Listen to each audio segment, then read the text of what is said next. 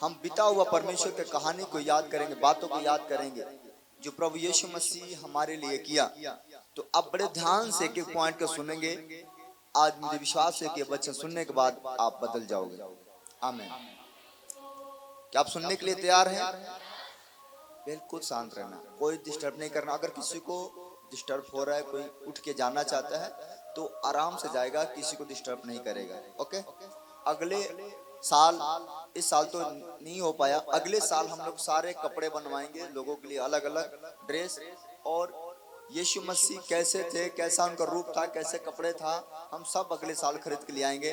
इस साल के लिए रहने देते हैं, लेकिन अगले साल हम सब तैयारी करेंगे और हम बताएंगे पूरे। जैसे एक नाटक होता है फिल्मों में, देखिए वैसे हम लोग पूरे दिन के लिए रखा जाएगा और पूरा कहानी सुनाया जाएगा कैसे यीशु मसीह क्रूस पर चढ़ाए गए थे। सब बोला हालेलुया। लेकिन आज हम कुछ वचन से सुनाएंगे और कुछ बच्चों को भी हम दिखाएंगे कि कैसे कैसे प्रभु यीशु मसीह अपने आप को दिया, कैसे चेलों से सिखाया, कैसे बातें किया। आप सब बात सुनेंगे बड़े ध्यान से और प्रभु आपको आनंद देंगे। आमीन। क्या आप बैठने के लिए तैयार हैं? अभी कहीं जाना है? क्या 1 घंटा बैठ सकते हैं? ठीक है, आप रेडी रहो और हम एक एक पॉइंट को, एक एक बातों को पढ़ेंगे और आप सब ध्यान से सुनेंगे। सब बोला हालेलुया। आप लोग भी बैठ जाओ, बाजा से हट जाओ, एक वो रहेंगे। सब बोला हालेलुया। क्या आप तैयार हैं सुनने के लिए? ओके। अपने हाथ रखो, अपने हृदय पर हाथ रखो। बोलो यीशु, हम तेरे बेटे हैं, आज पूरे हृदय से तेरे वचन को सुनेंगे और तू हमें आशीष देगा। आमीन। यीशु मसीह अपने चेलों से बार बार समझाते थे, बार बार बताते थे कि जो मैं तुम्हारे साथ हूं ना, तो तुम ये मत समझो कि सदा तुम्हारे साथ रहूंगा। नहीं, अभी हम इसलिए तुम्हारे पास हूं, तुम्हारे साथ हूं कि तुम सीखो, तुम जानो कि मनुष्य के रूप में मैं क्यों आया, किस लिए आया। यीशु मसीह अपने आप को देने के लिए, एक पवित्र लहू बहाने के लिए, हम सबके गुनाहों को अपने ऊपर उठाने के लिए जगत में आया। यीशु मसीह के आने का मतलब यही था कि हम सब पाप में थे, गुनाहों में थे।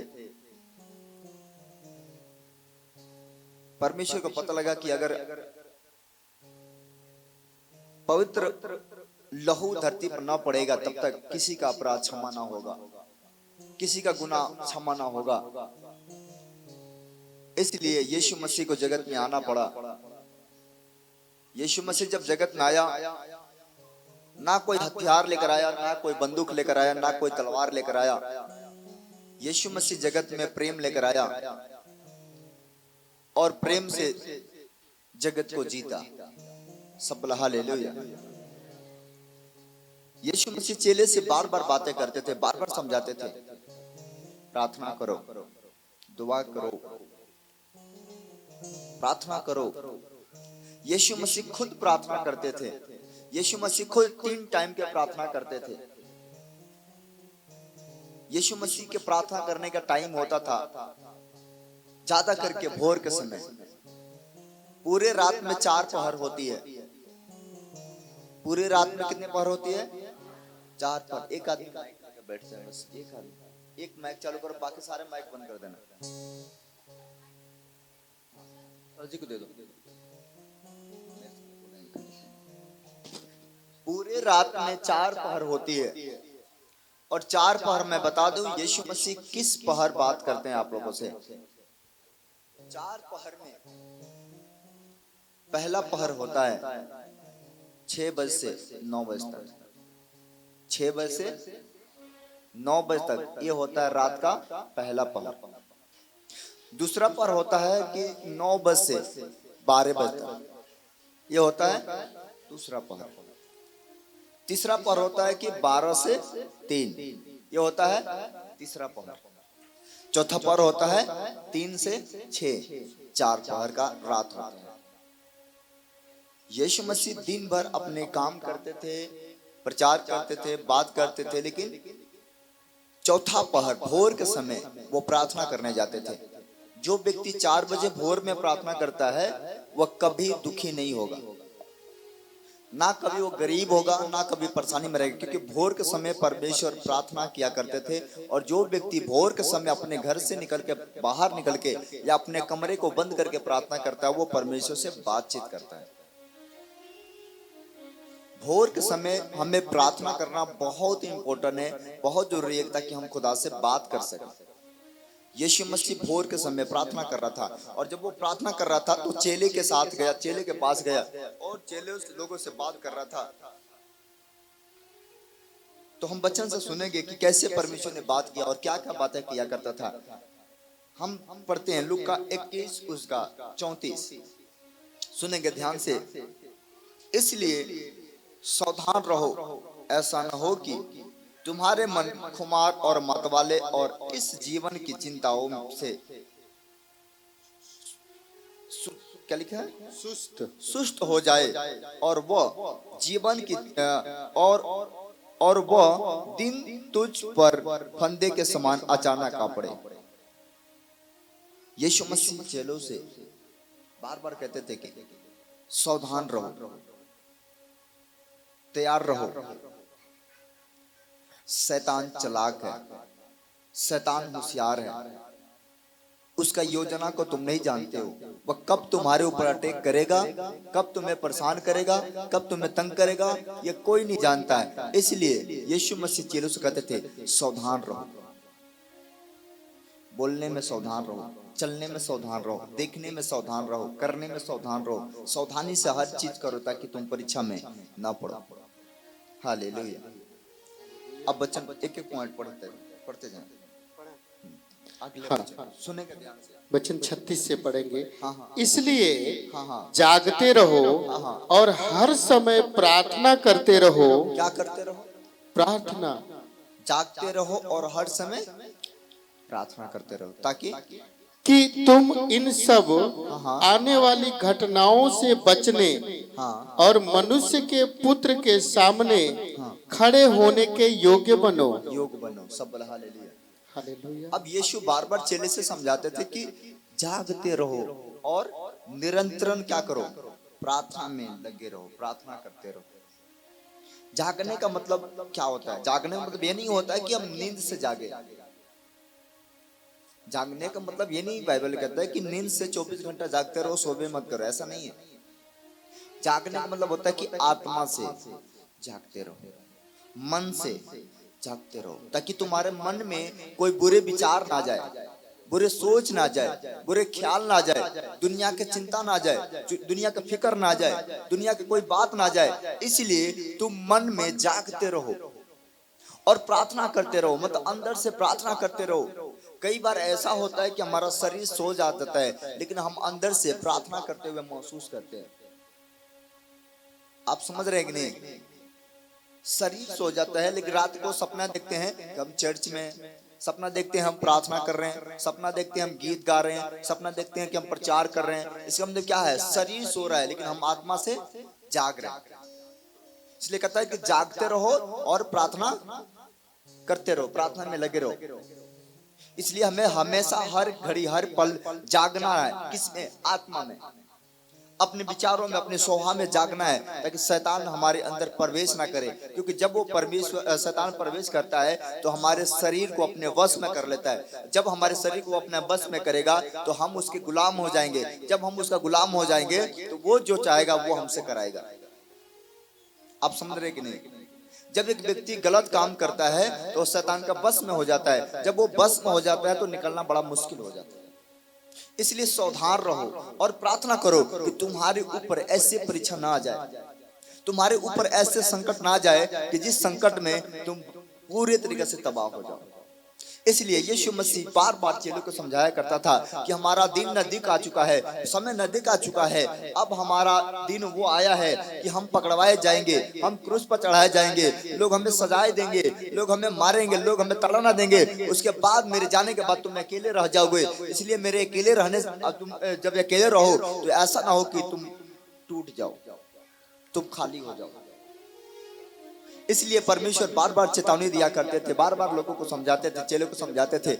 मैं बता रहा हूं, यीशु मसीह के पास रहने के लिए सैकड़ों लोग थे, लेकिन चेले मात्र 12 थे।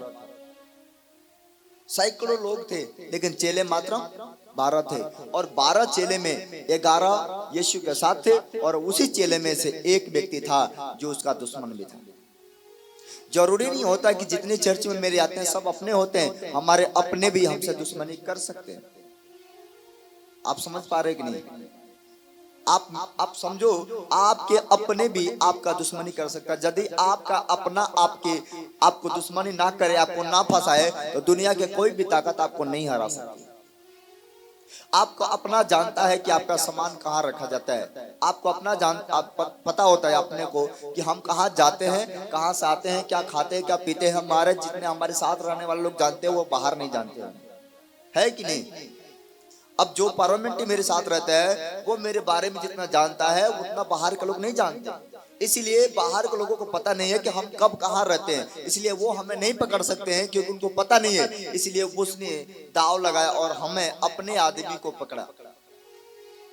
शैतान अपने आदमी को इस्तेमाल किया।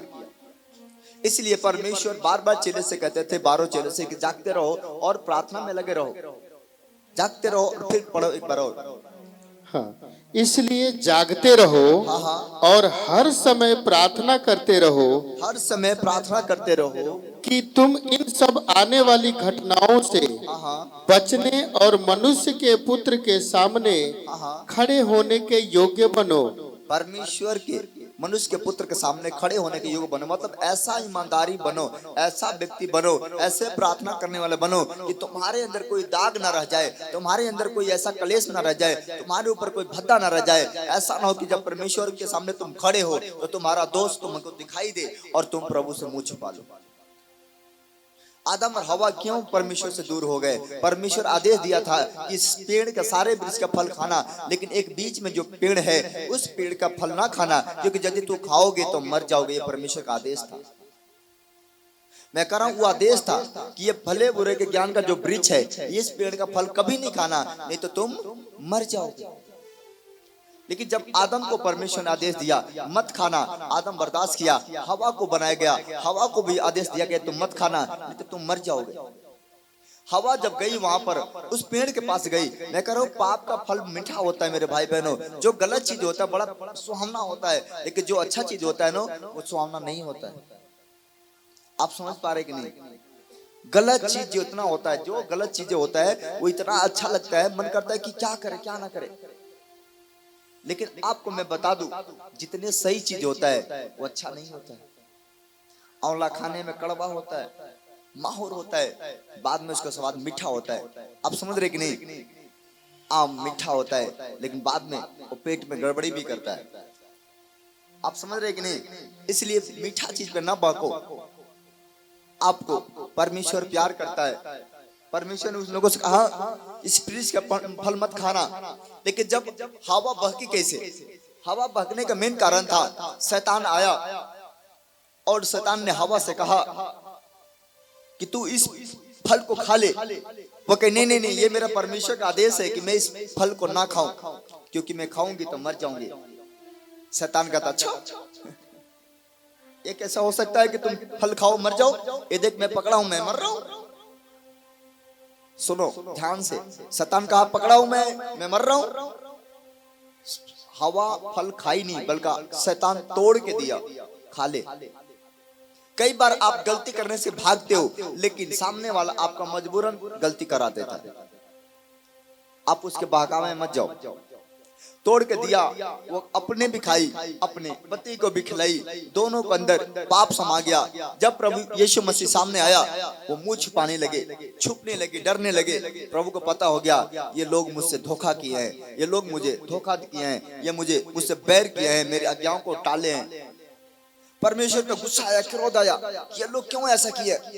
मैंने इतना प्यार करता था इन लोगों से, इतना मैं प्रेम रखता था, लेकिन क्यों ऐसा किया ये लोग? उस समय परमेश्वर ने आदम को श्राप दे दिया, हवा को श्राप दे दिया। औरतों के ऊपर श्राप है, मर्दों के ऊपर श्राप है। आदम को परमेश्वर ने श्राप दे दिया, ऊपर से नीचे गिरा दिया पृथ्वी पर। कहा जा तो जिंदगी भर मिट्टी पर रहेगा, मिट्टी में कमाएगा, मिट्टी में खाएगा और एक दिन मिट्टी में मिल जाएगा। आप श्राप लग गया, जा जैसा मैंने तुझे इतना मेहनत करके बनाया, तू जा पसीने के कमाई खाएगा। मर्दों को ऊपर श्राप है कि जिंदगी भर तुम पसीने के कमाई खाओगे, जिंदगी भर काम करके, काम धंधा करके खाओगे, बैठ के नहीं खाओगे, कुछ न कुछ करना पड़ेगा तब खाना रोटी मिलेगा। हवा को श्राप दे दिया, जा जैसे तूने मेरा दिल दुखाया ना, तब मैं तुझे श्राप देता हूँ। औरत को ऊपर श्राप है कि जा मैं तुझे श्राप देता हूँ कि जैसा तूने मेरे को दुख दिया, जब तू बच्चा पैदा करेगी नो, तुझे भी मुझसे ज्यादा पीड़ना सहना पड़ेगा, मुझसे ज्यादा तुम्हें दुख होगा। जब औरत को बच्चा पैदा होता है, उसके एक हफ्ता पहले से उसके पेट में दर्द होना स्टार्ट हो जाता है। उसको दर्द होता है, चिल्लाती है, चीखती है, रोती है, गिड़गिड़ाती है, प्रार्थना करती है, परमेश्वर मेरे सुन, इस बच्चे को बाहर निकाल, मेरी प्रार्थना को सुन। वो गुहार करती है, चिल्लाती है, औरत प्रभु को याद करती है। जब वो याद करती है, पुकारती है, चिल्लाती है, तो लास्ट में जाकर प्रभु उसकी प्रार्थना सुनता है और वो बच्चा बाहर निकलता है। जब वो बाहर निकल जाता है, उस समय फिर शैतान उस बच्चे को अटैक कर लेता है। परमेश्वर फिर कहता है कि तूने मुझसे धोखा दिया, जा पृथ्वी पर तेरे बेटे भी तेरे को धोखा देंगे।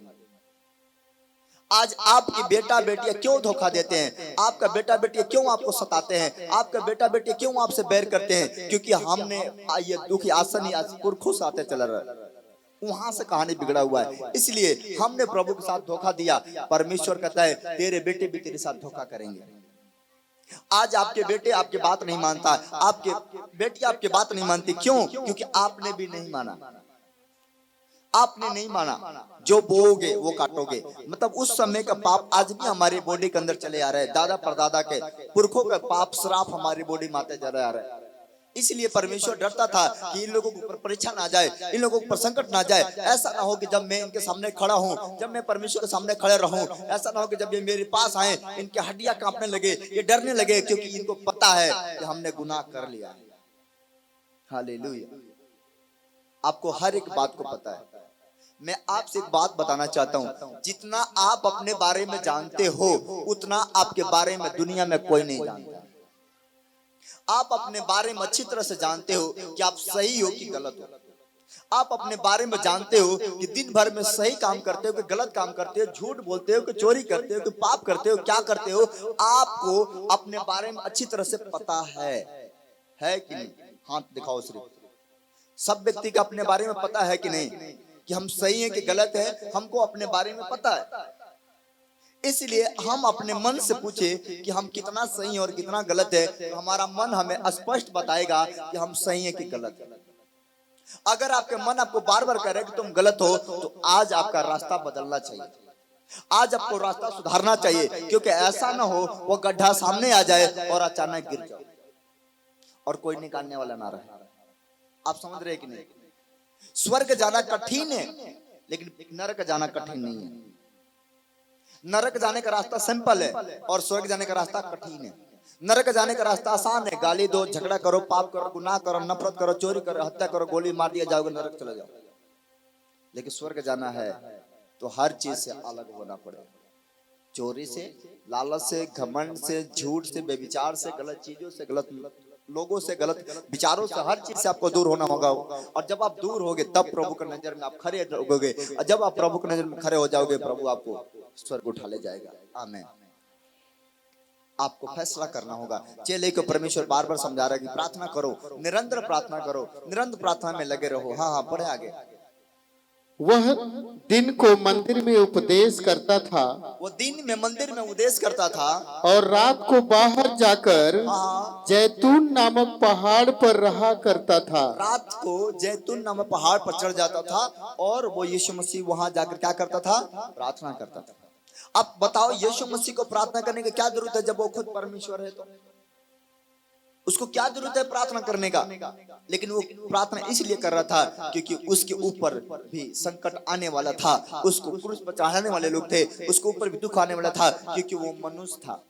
प्रार्थना इसलिए करता था ताकि हम सीखे, हम जाने कि जब परमेश्वर खुद परमेश्वर होकर प्रार्थना कर सकता है तो हमें भी प्रार्थना करना चाहिए। जब वो परमेश्वर होकर हमारे लिए उपवास रख सकता है तो हमें भी उपवास रखना चाहिए। जब वो परमेश्वर होकर लोगों को दुख सुन सकता है तो हमें भी दूसरे के दुख को सुनना चाहिए। ये परमेश्वर दिखाता था। यीशु मसीह खुद अपने चेलों को पैर धोता था ताकि तुम भी जाओ जगत में दूसरों को ऐसा प्रेम रखो, पैर धो, उनको बताओ कि यीशु मसीह हमें प्रेम करना सिखाता है, नफरत करना नहीं सिखाता है। सब बोला हालेलुया। आप समझ पा रहे कि नहीं? आप समझो यीशु मसीह आपके लिए क्यों आया। वो दिन भर उपदेश करता था, प्रचार करता था, फिर रात को क्या करता था? पहाड़ पर जाकर प्रार्थना करता था। जरूरी नहीं कि आप पहाड़ पर जाओ प्रार्थना करने के लिए, लेकिन ये काम करो, आप घर से बाहर भी जा सकते हो, अपने कमरे में भी जा सकते हो कि प्रभु के सामने जाएंगे, प्रार्थना करेंगे। आप सोचो कि एक जादू टोना करने वाला आदमी जो रात को जादू टोना करता है, रात भर जागता है, रात भर जादू टोना करने वाला व्यक्ति जो होता है उसको जागने का समय होता है दूसरा पहर, तीसरा पहर और चौथा पहर भी। अब रात को 12 बजे से 3 बजे तक जादू टोना करने वाले लोग सोते नहीं, जागते हैं। 3 बजे से 6 बजे तक वो जागते हैं और लोगों के ऊपर जादू टोना करते हैं, और उस समय हम विश्वासी लोग सो जाते हैं। जीतेगा कौन? शैतान है ना। अगर हम सोए रहे कौन जीतेगा? शैतान। उस समय क्या होता है, आप तरह तरह के सपनाओं देखते हो, तरह तरह के बातें देखते हो, तरह तरह के परेशानियों में जाते हो। आपको लगता है कि यार मैं बड़े गंदा गंदा सपना देख रहा हूँ। क्यों देख रहे हो? रात को शैतान आपके अंदर आकर गंदी बीज बो देता है और आपको पता नहीं लगता है कि मैं क्या कर रहा हूँ। और उसी समय सुबह उठते हो, आपके जीवन में परेशानियां, समस्या का सामना करना पड़ता है, क्योंकि रात को आप सोते हो और रात को शैतान जागता है। एक विश्वास करने वाले व्यक्ति को, एक प्रभु के साथ चलने वाले व्यक्ति को हर दिन 3 घंटा कम से कम, यीशु मसीह चेलों से कहा, क्या तुम मेरे लिए एक पहर भी नहीं जाग सकते हो? एक पहर का मतलब होता है 3 घंटा। 3 घंटा की प्रार्थना अगर व्यक्ति नहीं करता है, जिंदगी में कभी खुशहाल नहीं रहेगा, उसको दुख कभी नहीं छोड़ेगा। इसलिए आपका हर एक व्यक्ति को प्रार्थना प्रतिदिन का 3 घंटा होना चाहिए। जो नबी लोग होते, जो पास्टर लोग होते हैं, उनका 3 घंटा अगर नहीं करता है तो उसको पास्टर बनना बेकार है, उसको बनना ही नहीं चाहिए पास्टर। ये परमेश्वर का आदेश है। सब बोला हालेलुया। आप समझ पा रहे हैं कि नहीं? इसलिए हर व्यक्ति को एक पहर जागना चाहिए और प्रार्थना करना चाहिए। अब आप भोर के 3 घंटा नहीं जाग सकते हो, लेकिन रात को 3 घंटा जाग सकते हो। आप 6 बजे से 9 बजे तक जाग सकते हो, 9 बजे से 12 बजे तक जाग सकते हो। आपका टाइमली बना लेना है कि हमको इतना समय प्रभु को देना है। औरत लोग 4 बजे भोर में उठती है, 5 बजे भोर में उठती है। आप जैसे बिस्तर छोड़ो, कम से कम 1 घंटा प्रभु के सामने जाओ, प्रार्थना करो, उसके बाद अपना दिन का शुरुआत करो। फिर देखो आपके जिंदगी में कभी भी दुख नहीं आएगा, कभी कंगालपन नहीं आएगा, कभी परेशानियां नहीं आएंगी। लेकिन प्रार्थना नहीं करते, इसलिए परेशानी आता है। वो दिन भर उपदेश करता था और रात को क्या करता था? पहाड़ पर जाकर प्रार्थना करता था। पढ़ो आगे। हाँ। और भोर को तड़के हाँ। सब लोग उसकी सुनने के लिए मंदिर में उसके पास आया करते थे। भोर के तड़के उसकी बात को सुनने के लिए मंदिर में लोग आ जाया करते थे, क्योंकि वो उपदेश भी करता था, प्रचार भी करता था। सब बोला हालेलुया। हालेलुया। हाँ, पढ़े पढ़े आगे पढ़ते जाए। हाँ, वचन 22 में पढ़ेंगे। अख़मीरी रोटी का पर्व जो फसह कहलाता है निकट था, और प्रधान याजक और शास्त्री इस बात की खोज में थे कि उसको कैसे मार डालें, पर वे लोगों से डरते थे। तब शैतान यहूदा में समाया जो इस्करियोती कहलाता और 12 चेलों में गिना जाता था। सब बोला हालेलुया। वचन 22 फिर से शुरू से आराम से पढ़े। फिर 22 से। अख़मीरी रोटी का पर्व जो फसह कहलाता है निकट था, और प्रधान याजक और शास्त्री इस बात की खोज में थे कि उसको कैसे मार डाले, कैसे मार डाले, पर वे लोगों से डरते थे। तब शैतान यहूदा में समाया जो इस्करियोती कहलाता और 12 चेलों में गिना जाता था। यूहन्ना इस्करियोती जो था वो 12 चेले में से एक चेला था, जो यीशु मसीह के साथ रहते थे। 12 चेले, उसमें से एक था। 2 व्यक्ति मेरे पास हो,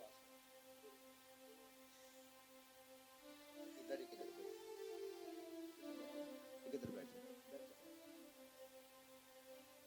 और भी आगे आओ, तुम लोग और भी लोग आओ। मैंने कहा 3-4 बच्चे हमेशा तैयार रहे मेरे पास। हाँ, तुम इधर समझ, ऐसे देखो, ऐसे ऐसे, ऐसे। 12 चेले थे, 12 चेले एक साथ बैठे थे। काला ड्रेस वाला कोई, काला ड्रेस, काला ड्रेस, काला ड्रेस, ड्रेस जिसका काला होना चाहिए वही व्यक्ति है। एक आदमी आपकी तरफ, सुनो ध्यान से, अपना बाइबल रख दो, आ जाओ जल्दी तोड़ के आ जाओ, इधर बैठ जाओ,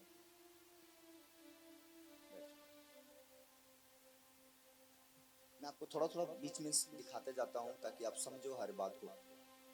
12 चेले यीशु मसीह के साथ बैठते थे, एक साथ रोटियां तोड़ते थे।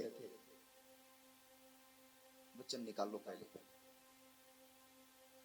22 कहां तक पढ़े? जब शैतान 22 का 3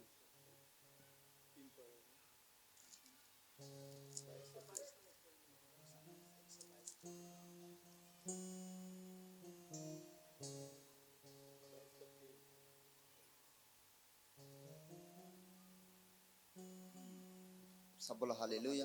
हालेलुया। सुनो कितने इम्पोर्टेंट बात है।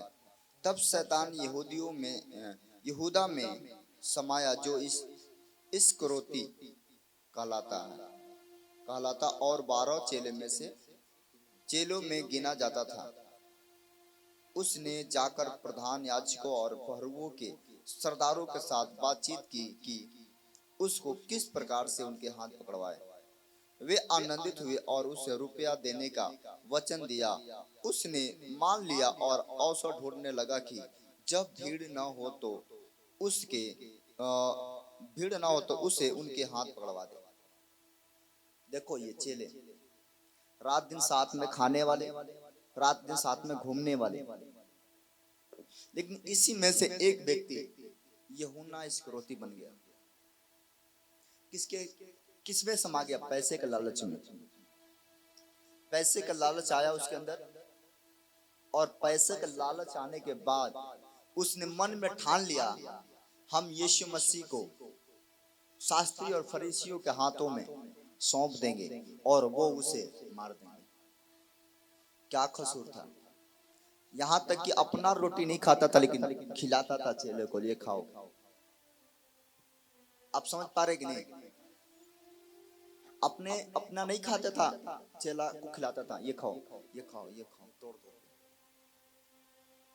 लेकिन उसके मन में समा गया कि हम इसको पकड़वाएंगे, हम इसको सजाए दिलवाएंगे। शैतान उसके अंदर समाया और उसका माइंड चेंज हो गया। दुश्मन बाहरी नहीं है, दुश्मन अपने होते हैं। दुश्मन बाहरी नहीं आते हैं, दुश्मन अपना होते हैं। क्या आप समझ पा रहे मेरी बात को?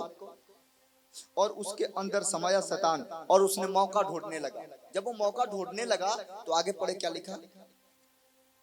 यस। हाँ। तब अख़मीरी रोटी के पर्व का दिन आया, हाँ। जिसमें फसह का मेमना बलि करना आवश्यक था। हाँ।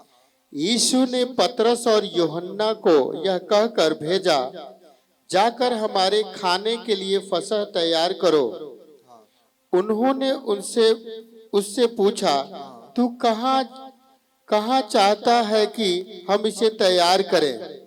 उसने उससे कहा, देखो, नगर के प्रवेश करते ही एक मनुष्य जल का घड़ा उठाए हुए तुम्हें मिलेगा। जिस घर में वह जाए तुम उसके पीछे चले जाना और उस घर के स्वामी से कहना, गुरु तुझसे कहता है कि वह पहुंचाला कहाँ है जिसमें मैं अपने चेलों के साथ फसह खाऊं।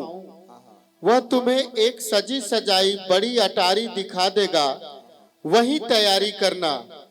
उन्होंने जाकर जैसा उसने उनसे कहा वैसा ही पाया और फसह तैयार किया। हालेलुया। यीशु मसीह चेलों से बात किया और कहा कि जाओ मेरे आदेश के अनुसार काम करो। असली चेला वो होता है असली चेला कौन होता है जानते हो कौन?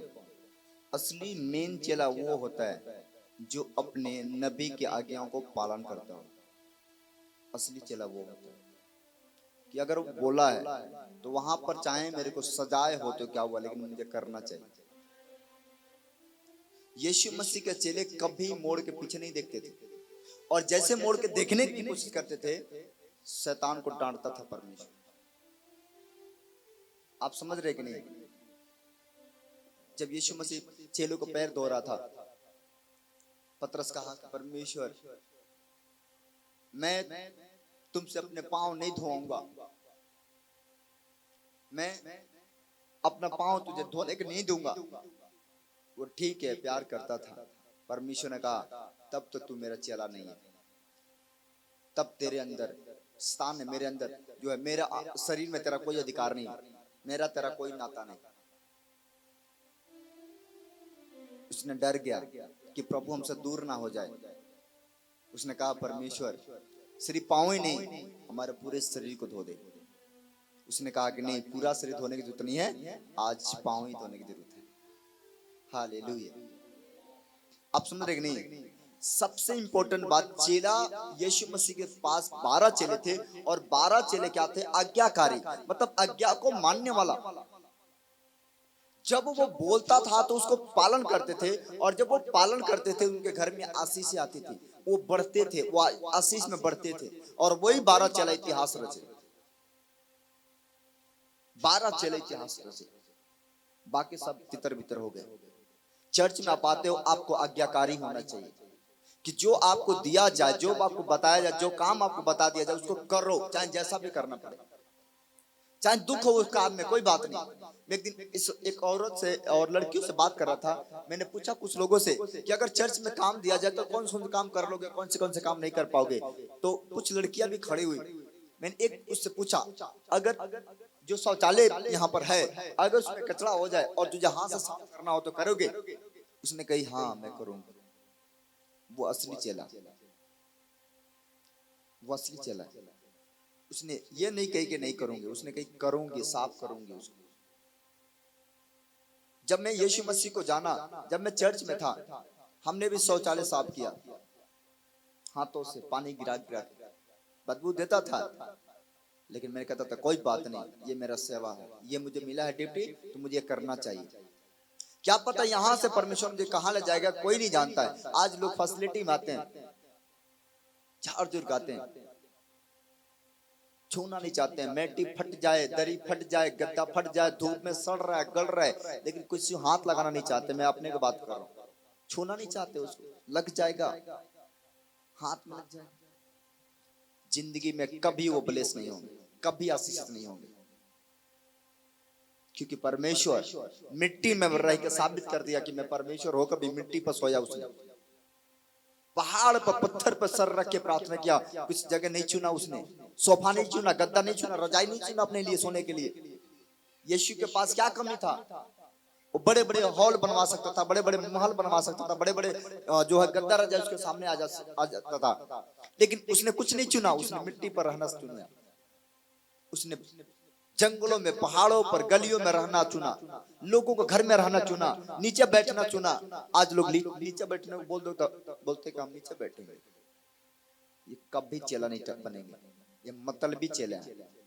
और एक दिन जब संकट आएगा, जब प्रभु का आगमन आएगा, जब शैतान परीक्षा लेगा, टूट जाएंगे, किसी काम के नहीं रहेंगे, फिर वो भाग जाएंगे। वो सब हालेलुया। हर एक व्यक्ति को आज्ञाकारी बनना चाहिए। यीशु मसीह चेलों से कहा, और चेले चुप नहीं हुए, रुके नहीं, बैठे नहीं, तुरंत उसके आज्ञा को मानते हुए चल दिए, तुरंत चल दिए। सब हालेलुया। और जैसा बोला था वैसा किए, और उसके लिए जगह तैयार की। उस समय भी विरोध था, ऐसा थोड़ी तक विरोध नहीं था, उस समय भी संकट था। आज बोलते ना कि जाओ उसके घर में प्रार्थना करके आओ, पहले डर जाएंगे, कहीं नहीं, क्या पता कहीं जाएंगे कौन पकड़ के मारे। हम क्या ऐसा आराम करने के लिए जीवन जीवन है? क्या बाइबल में लिखा है क्या कि जो तुम यीशु मसीह को जानोगे तो तुम ऐसा आराम से जीवन जियोगे? ये लिखा है क्या बाइबल में? बाइबल में लिखा है क्या कि यदि तू यीशु पर विश्वास करे तुम्हें दुख ना होगा? ये नहीं लिखा है, लिखा है दुख होगा। और तुम्हें झेलना पड़ेगा, तुम्हें दुख उठाना पड़ेगा अगर चेला बनना चाहते हो। अगर नहीं बनना चाहते हो तो मर्जी जैसा आओ जाओ, कोई मतलब नहीं। सब हालेलुया। हर एक व्यक्ति को सावधान रहना चाहिए कि प्रभु हमें क्या आदेश देता है। एक नबी का आज्ञा जो पालन नहीं करता है, बाइबल में लिखा, जब एक व्यक्ति को ऊपर संकट आया, नीति वचन में रोया और कहा मैंने कैसे अपना अगुओं से बैर किया कि आज इस दिन देखने को मिला। अपने अगुओं को नहीं सुना, अपने सिखाने वाले से को तिरस्कार किया, उसकी बात ना सुना, उसको दुख आया। सब हालेलुया। आप सुन पा रहे कि नहीं? आपको ध्यान देना है। हाँ, चेले को जब यीशु मसीह ने बोला और चेले तुरंत गए, देर नहीं लगाए। देखो, इसीलिए मैं इंपॉर्टेंट चीज आज आप लोगों को बता रहा हूँ कि चेले जब यीशु मसीह बोलता था तो देर नहीं लगाते थे, और जो देर लगाते थे यीशु मसीह उसके साथ छोड़ देता था। हट जा, ये मेरे लायक नहीं है, निकाल देता था उनके साथ से। हट जा, उसके साथ नहीं होता था। आज्ञाकारी चेले थे। यीशु मसीह रोता था बार बार कि ऐसा ना हो कि हमारे चेले के ऊपर भी कोई परीक्षा आ जाए। निडरती नहीं है वो, कसाई नहीं है। वो कोड़ा इसलिए खाया ताकि हमको भी दुख हो, तो उसको पता लगे कि हमको भी दुख हुआ था।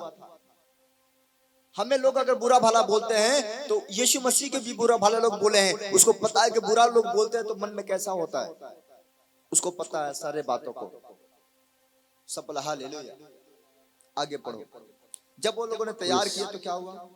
हाँ, तब प्रभु भोज हाँ, जब घड़ी आ पहुंची, हाँ, तो वह प्रेरितों के साथ भोजन करने बैठा। हाँ, हाँ, और उसने उनसे कहा, मुझे बड़ी लालसा थी कि दुख भोगने से पहले यह फसह तुम्हारे साथ खाऊं, क्योंकि मैं तुमसे कहता हूं कि जब तक वह परमेश्वर के राज्य में पूरा न हो तब तक मैं उसे कभी न खाऊंगा। भोज, लास्ट भोज प्रभु यीशु मसीह अपने चेले को साथ इसलिए ले रहा था और कह रहा है कि मैं बड़े आज खुश हूं कि दुख उठाने से पहले तुम्हारे साथ भोज करूं। सब हालेलुया। लेकिन हम क्षमा चाहते हैं, प्रभु हमें माफ करें। प्रभु भोज कल ही देना चाहिए, लेकिन कल नहीं दे पाए।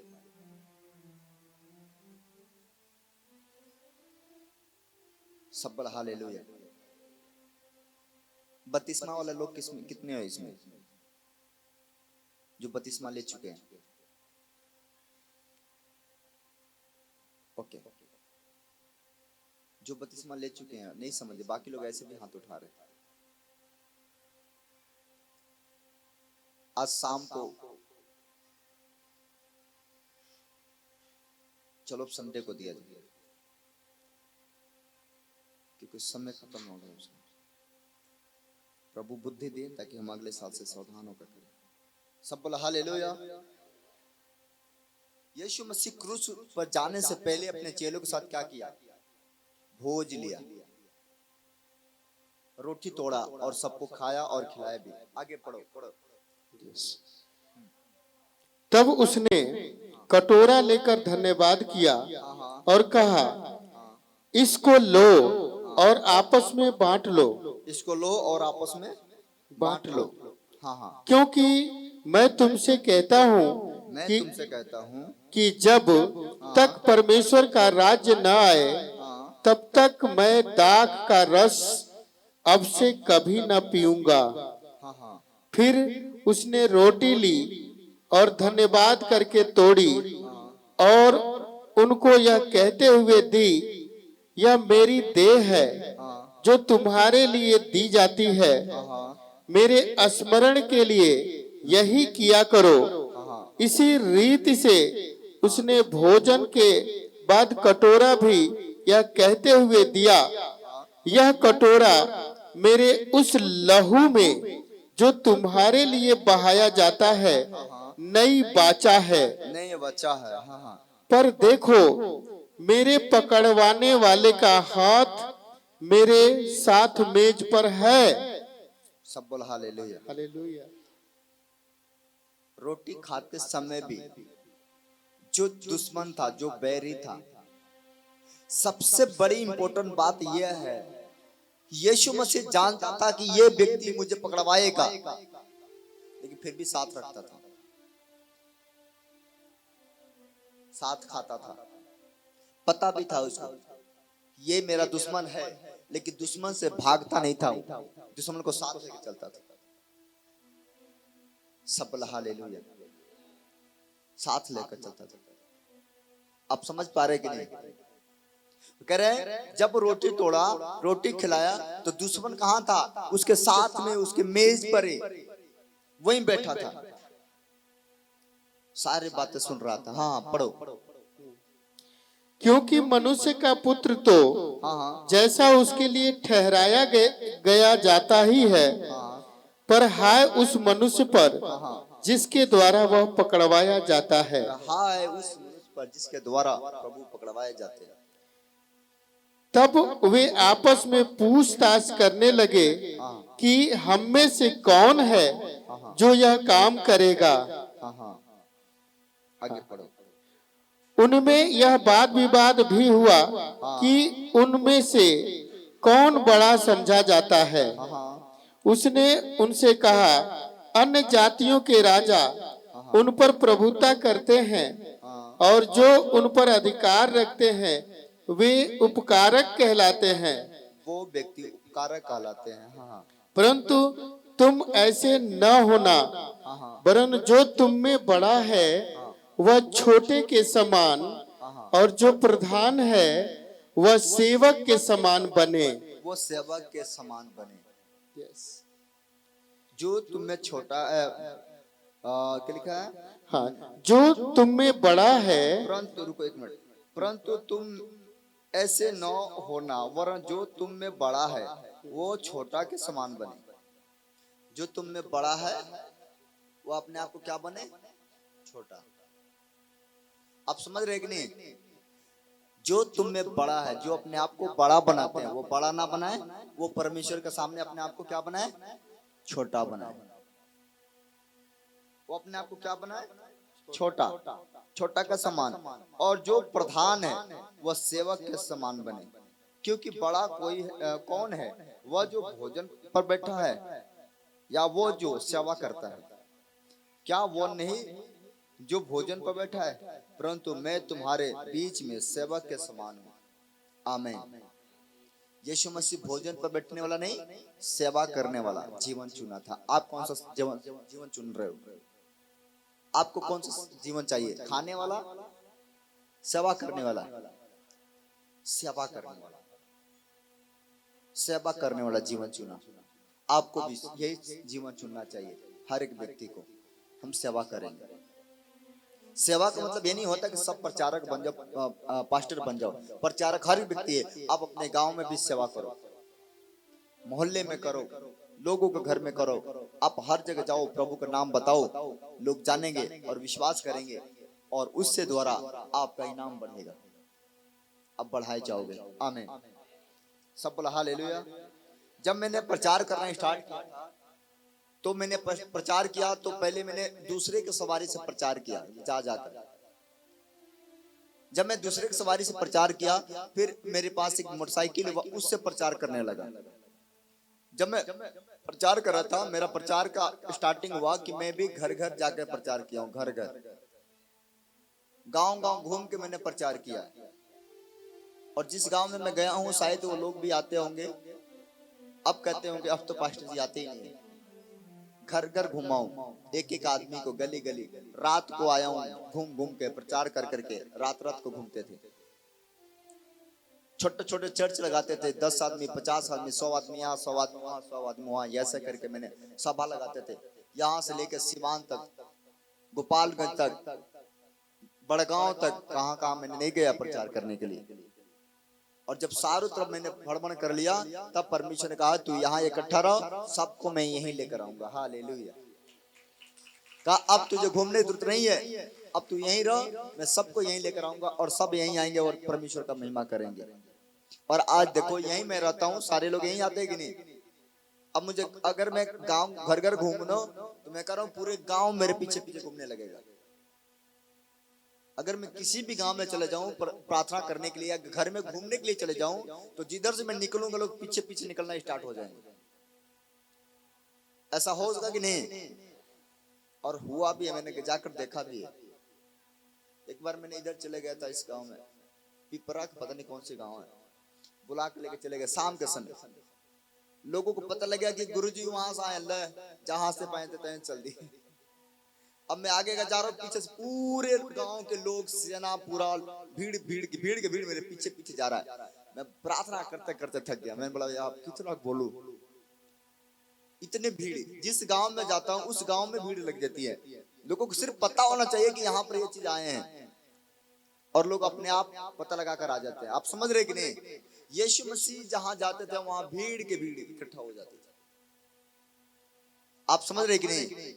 आपको भी सेवक बनना है। आमीन। आगे पढ़ो क्या लिखा, पढ़ते जाए भी बहुत ज्यादा पढ़ना है।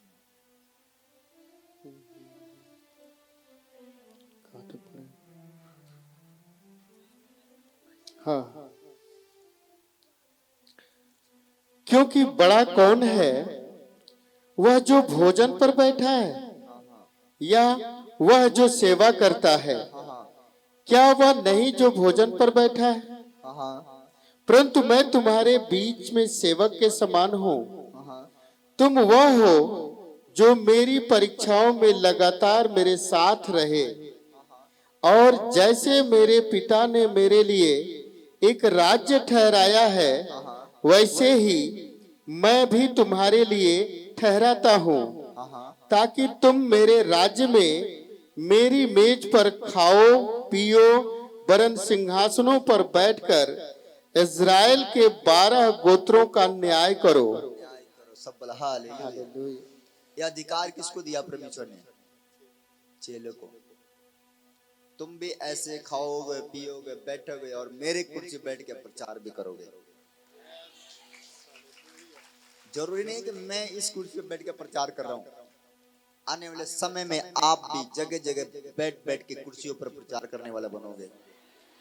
इसी में से निकलेंगे लोग, देखना, इसी में से निकलेंगे प्रचारक, और इसी में से भागने वाले भी निकलेंगे। इसी में से जो मार खा के दुख उठाकर संकट सही के जो झेलते हुए आगे बढ़ेगा वो सबसे आगे निकलेगा। देखना, आप समझ रहे कि नहीं? हम दुख में भी प्रभु के साथ रहेंगे और सुख में भी प्रभु के साथ रहेंगे। अब यहां से जो प्रभु का और कहानी है गंभीर होते जाएगा। आप सुन पा रहे हो? अब यहाँ से जो है प्रभु का वचन और गंभीर होते जाएगा और आपको और ध्यान से अब सुनने की जरूरत है। यस। अब पढ़ेंगे 22 उसके 31। हाँ।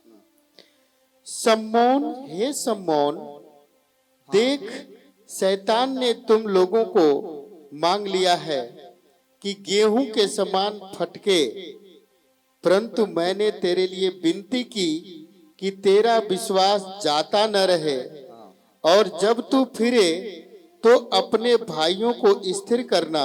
सब बोला हालेलुया। एक कितनी इंपॉर्टेंट बात कहा यीशु ने चेलों से, हे शमौन, हे शमौन। शमौन, आप सब क्या हो? शमौन, आप सब क्या हो? पतरस।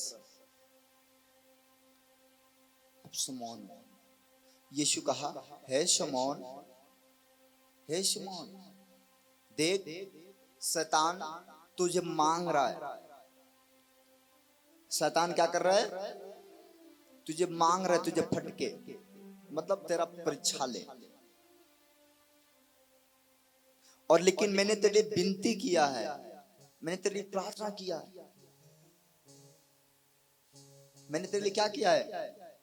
विनती प्रार्थना किया है कि शैतान तुम्हारा परीक्षा ना ले। इसका मतलब यीशु मसीह हमारे और आपके लिए क्या करता है? विनती करता है, प्रार्थना करता है। अब यीशु हमारे लिए और आपके लिए प्रार्थना करता है, लेकिन आपके पास टाइम नहीं कि चर्च के लिए प्रार्थना करें, पास्टर जी के लिए प्रार्थना करें, प्रभु बचाए उन लोगों को, अपने लिए प्रार्थना करें, अपने गांव के लिए प्रार्थना करें। आपके पास टाइम ही नहीं। लेकिन यीशु करे मैंने तुम्हारे लिए क्या किया, प्रार्थना किया कि शैतान तुम्हारा परिछान ना ले। आप समझ पा रहे हो? इसलिए परमेश्वर ने कहा समौन है, समौन देख, फिर पढ़ो। हाँ, शमौन, हे शमौन, देख शैतान ने तुम लोगों को मांग लिया है, शैतान ने तुम लोगों को मांग लिया है कि गेहूं के समान फटके, गेहूं के समान फटके।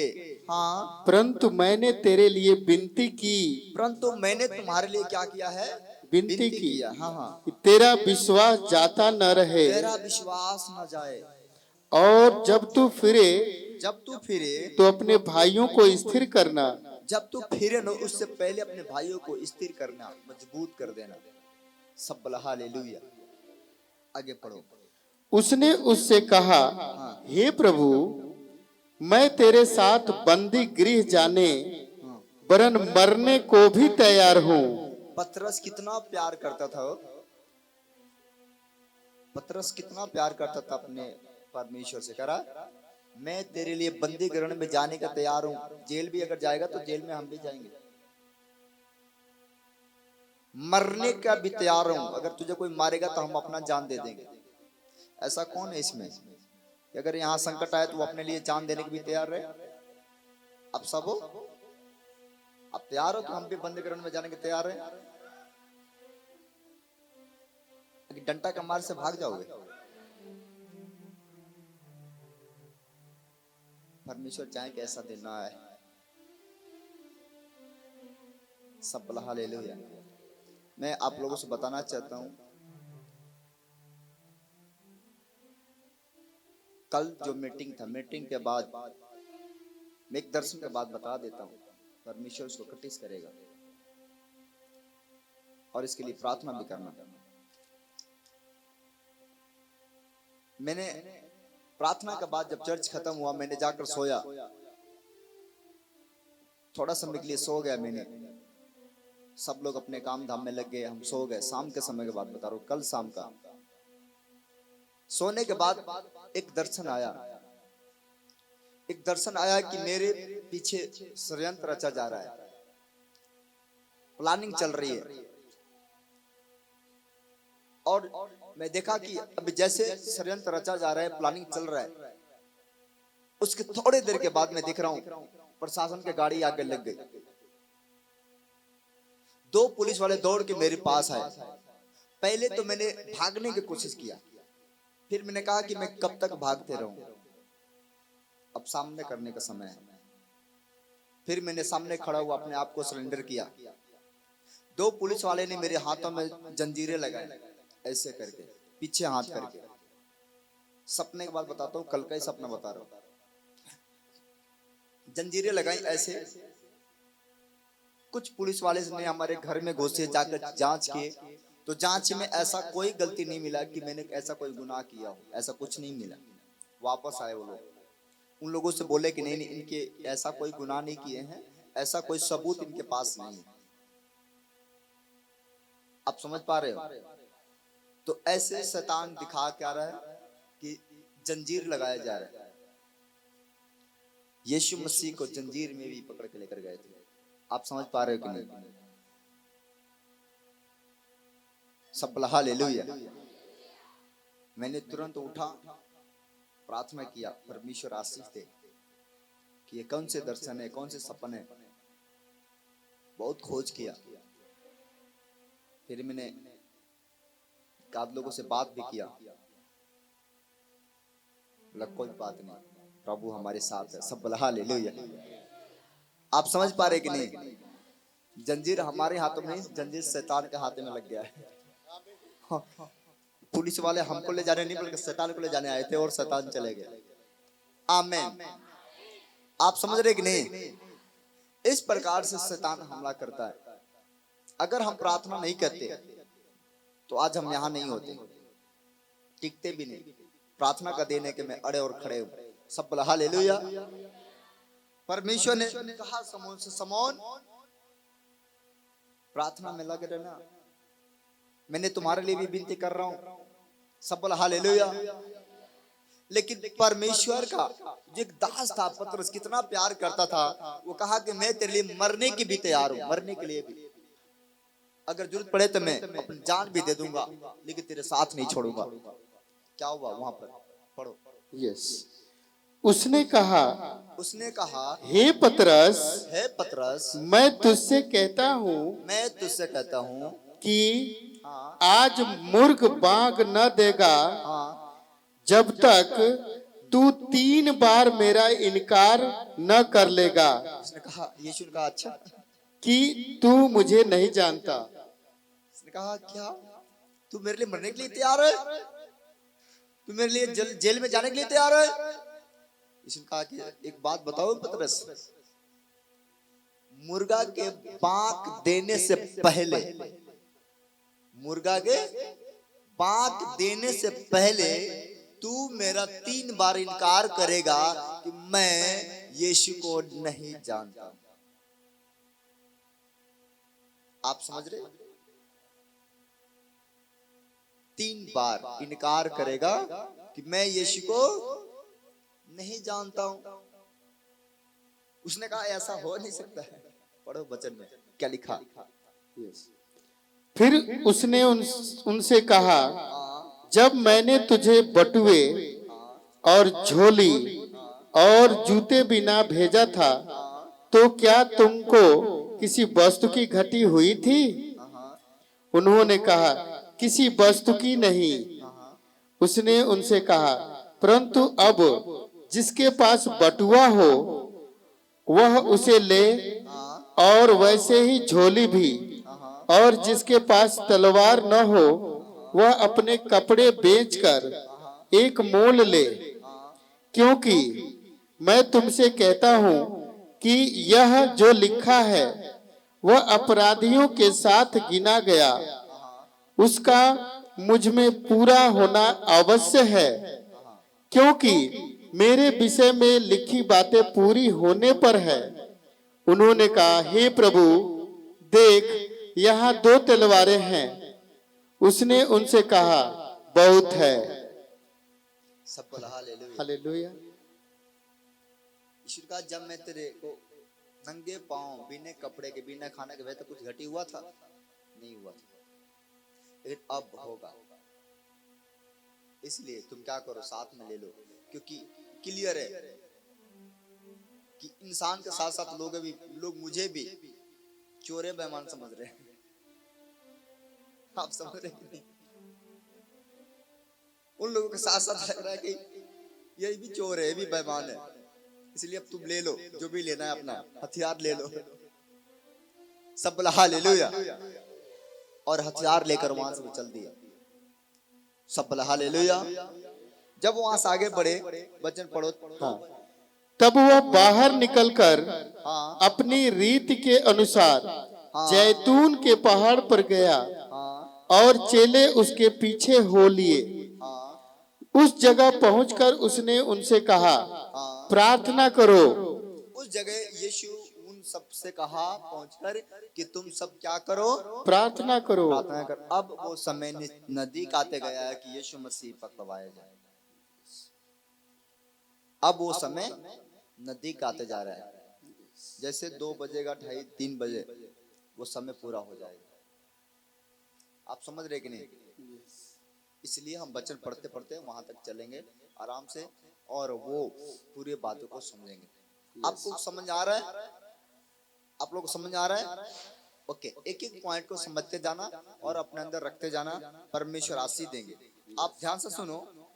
जब ये बातें हुई तब वो बाहर निकलकर अपने रीति के अनुसार जैतून पहाड़ पर गया, और चेले उसके पीछे हो लिए। उस जगह पहुंचकर उसने उससे कहा, प्रार्थना करो कि तुम परीक्षा में ना पड़ो। यीशु ने चेलों से कहा, प्रार्थना करो कि तुम परीक्षा में ना पड़ो। क्या करो? प्रार्थना करो कि तुम परीक्षा में ना पड़ो। सब बोला हालेलुया। हाथ दिखाओ कितने लोग जाग रहे हो। चलो ठीक है, पूरा चर्च जाग रहा है। यीशु ने चेलों से कहा, प्रार्थना करो कि तुम परीक्षा में ना पड़ो। और वो आप उनसे अलग एक ढेला फेंकने की दूरी भर गया और घुटने टेक कर प्रार्थना करने लगा। प्रार्थना कर रहा था, हे पिता। अब यीशु मसीह प्रार्थना कर रहे हैं। यीशु मसीह क्या कर रहे हैं? प्रार्थना कर रहे हैं। और कैसे प्रार्थना कर रहे हैं? सुनोगे ध्यान से, सुन पाओगे? तैयार हो? यहाँ पर 42 में 42 वहां पर बाइबल में लिखा, यहाँ पर, हे पिता, यदि तू चाहे तो इस कटोरे को मेरे पास से हटा ले, तो भी मेरी नहीं परंतु तेरी इच्छा पूरी हो। हालेलुया। अब यीशु मसीह प्रार्थना कर रहा है, हे पिता, यदि तू चाहे ये कटोरा टल जाए, फिर भी मेरे नहीं तेरी इच्छा पूरी हो। अब जितने समय नजदीक आ रहा था, जितने समय करीब आ रहा था, जितने परमेश्वर का समय वो आ रहा था, परमेश्वर के अंदर से एकदम समझ उबाल मार रहा था, खून उबाल मार रहा था। एक बात बताओ, कोई व्यक्ति जेल में हो और गुनाह ना किया हो, उस व्यक्ति से उसका आदेश हो जाए, आज तुम्हें 1 बजे फांसी होगा, आप बताओ वो चैन से रहेगा? अब बताओ 1 घंटा में क्या करेगा? चुपचाप सोएगा? चलो सोते हैं बाद में, अब तो मरना ही है। सोएगा क्या? नहीं सोएगा, वो बेचैन हो जाएगा, उसको छितरी छूटने लगेगा, अंदर से टूट जाएगा, बिखर जाएगा कि आज मेरा अंतिम दिन है, लास्ट दिन है। आप समझ पा रहे कि नहीं? वैसे प्रभु का दिन जब नजदीक आते गया, यीशु मसीह अंदर से टूटते गया, रोते गया, पसीना के ऊपर पसीना होते गया, समस्या के ऊपर समस्या। यीशु को पता होता गया कि अब मेरा दिन नजदीक आ चुका है। आज का वो दिन है जो यीशु मसीह क्रूस पर चढ़ाया गया था, वो आज का दिन है। हर साल आज का ही दिन मनाया जाता है, साल में 1 बार मनाया जाता है। जैसे साल में 1 बार खजूर की डाली का त्योहार मनाया गया था, वैसे आज का दिन मनाया जाता है। और ये आज से लेकर 3 दिन तक आपको प्रार्थना में रहना चाहिए। कितना दिन तक? 3 दिन, आज, कल और परसों। आज रात को भी आपको प्रार्थना करना चाहिए, कल दिन को प्रार्थना करना चाहिए, कल रात को प्रार्थना करना चाहिए, क्योंकि परसों का जो दिन है, इतवार का दिन, वो दिन यीशु मसीह मुर्दों में से बाहर आएगा। आप समझ रहे कि नहीं? इसलिए हम 3 दिन उसके याद में प्रार्थना करेंगे।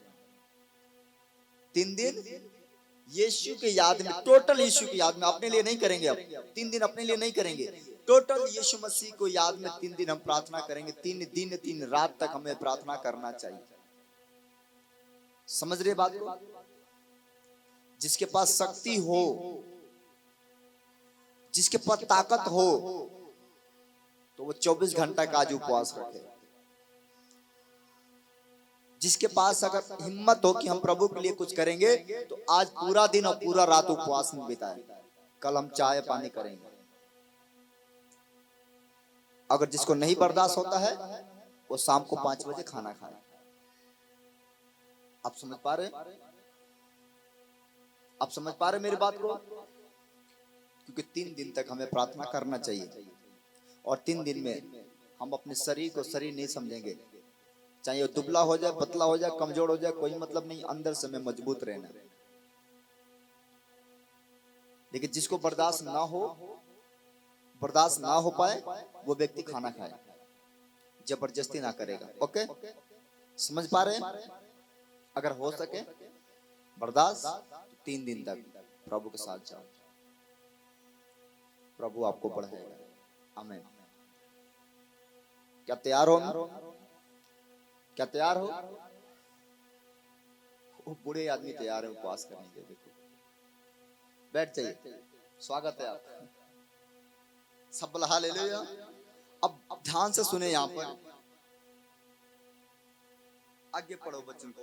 उसने कहा, यीशु ने कहा, हे पिता यदि तू चाहे तो, पढ़ो ना। हाँ, हे पिता यदि तू चाहे तो इस कटोरे को मेरे पास से हटा ले, तो भी मेरी नहीं परंतु तेरी इच्छा पूरी हो। तो भी मेरी नहीं बल्कि तेरी इच्छा पूरा हो। तब स्वर्ग से एक दूत उसको दिखाई दिया जो उसे सामर्थ्य देता था। तब तुरंत उसी समय स्वर्ग से एक दूत दिखाई दिया जो उसको सामर्थ्य देता था, उसके साथ रहता था, वो दिखाई दिया।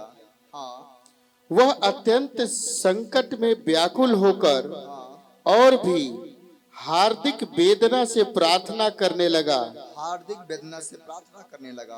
और उसका पसीना हाँ मानो लहू की बड़ी बड़ी बूंदों के समान भूमि पर गिर रहा था। तब वह प्रार्थना से उठा और अपने चेलों के पास आकर उन्हें उदासी के मारे सोता पाया और उनसे कहा, क्यों सोते हो? उठो, प्रार्थना करो कि परीक्षा में न पड़ो। जब यीशु मसीह का दिन नजदीक आया, वो रो रहा था, प्रार्थना कर रहा था, और जो उसके पसीना था ना, वो खून बह के टपक रहा था। ये भी पंखा बंद करो, ये पंखा बंद करो, अभी ये हवा चलने दे, थोड़ा गर्म दे रहा है। सब बोला हालेलुया। आप समझ पा रहे हो? यीशु मसीह प्रार्थना, एक एक एक, एक गमछा दो, व्हाइट गमछा या व्हाइट साल हो कर, अच्छा तो अगर देखो कहीं हो तो व्हाइट गमछा दो।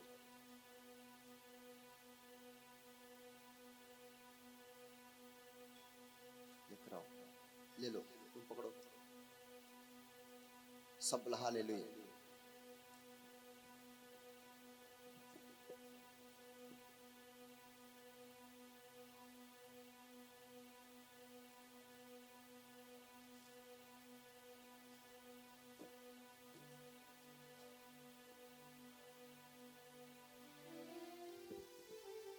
यीशु मसीह प्रार्थना कर रहा था, तो प्रार्थना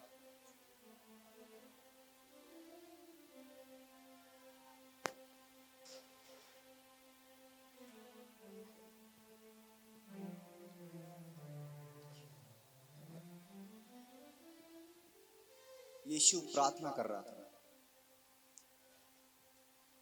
और जैसे प्रार्थना कर रहा था, स्वर्गदूत पीछे खड़े थे।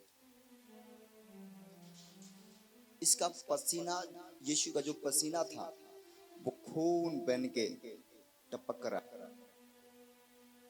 इसके आंसू जो है खून बह के टपक रहा है। आप समझ रहे हो कि नहीं? प्रार्थना कर रहा था क्योंकि अंदर से टूट रहा था, क्योंकि समय नजदीक आ गया था। अब दिन पर दिन, जैसे दिन ढलते जाएगा, प्रभु का दिन, वो पकड़वाने का समय नजदीक आते जाएगा। ऐसे समय होते गए, देखो। और यीशु ऐसे दुपट्टा करके, साल ओढ़ के, रो रो के दुआ कर रहा था, करते, हे पिता, यदि तू चाहे ये कटोरा मुझ पर से टल जाए, लेकिन फिर भी मेरी इच्छा नहीं, तेरी इच्छा पूरी। हालेलुया। और दुआ कर रहा था। जब दुआ कर लिया, उसके बाद अपने चेले के पास गया। अब सीधे हो जाओ। जब दुआ कर लिया तो चेले के पास गया, और चेले के पास जाकर उन चेले लोगों से बात किया। कह रहे, क्या कहा वहां पर? हाँ, तब वह प्रार्थना से उठा और अपने चेलों के पास आकर उन्हें उदासी के मारे सोता पाया। वो देखा कि आज मेरा दिन पकड़वाने का है, और देखो ये लोग सो रहे हैं। चेलों को सोता हुआ देखकर परमेश्वर का बड़ा दुख हुआ। क्या सोने का दिन नहीं है? आज जागने का दिन है। और ये लोग देखो सो रहे। यीशु को दुख हुआ। यीशु चेलों से बात किया। यीशु जगाया, उठो उठो उठो। सब बोला हालेलुया। हालेलुया। हाँ। और उसने कहा, क्यों सोते हो? क्यों सोते हो? उठो, हाँ, प्रार्थना करो उठो, प्रार्थना करो कि परीक्षा में न पड़ो। कि तुम परीक्षा में ना पड़ो। उठो, कह रहा उठो, जागो कि तुम परीक्षा में ना पड़ो। समझ रहे बात को? क्यों बार बार परमेश्वर कह रहा था उठो प्रार्थना करो, उठो प्रार्थना करो? क्यों? क्योंकि यीशु का दिन नजदीक आ चुका था। उसको डर लग रहा था, उसको ये भी लग रहा था कि ऐसा ना हो कि हमारा चेला जो बिखर जाए, टूट जाए। अब यीशु मसीह पकड़वाने जाएगा। यीशु मसीह के पकड़वाने का दिन आ गया। आगे पढ़े बच्चों में। वह यह कह ही रहा था, वो अभी ये बात कह ही रहा था कि एक भीड़ आई, तुरंत एक भीड़ आई और उन 12 में से उन 12 में से एक जिसका नाम हाँ यहूदा था, हाँ उनके आगे आगे आ रहा था। हाँ वह यीशु के पास आया वो यीशु के पास आया कि उसका चूमा ले। उसका चुम्मा ले। यीशु ने उससे कहा, यीशु ने उससे कहा, हे यहूदा, हे यहूदा, क्या तू चूमा लेकर हाँ मनुष्य के पुत्र को पकड़वाता है? क्या तू चुम्मा लेके मनुष्य के पुत्र को पकड़वाता है? उसके साथियों ने जब देखा कि क्या होने वाला है, तो कहा, हे प्रभु, क्या हम तलवार चलाएं? और उनमें से एक ने महायाजक के दास पर तलवार चलाकर उसका दाहिना कान उड़ा दिया। सब बोला हालेलुया। अभी ये बातें यीशु मसीह चेलों को समझा रहा था कि उठो प्रार्थना करो, उठो प्रार्थना करो। आप समझ रहे कि नहीं? उठो, बाइबल थोड़ा हटाओ, इसको हटाओ, इधर खड़ा हो जाओ थोड़ा, इसको सही रिकॉर्ड लेना बाबू। हाँ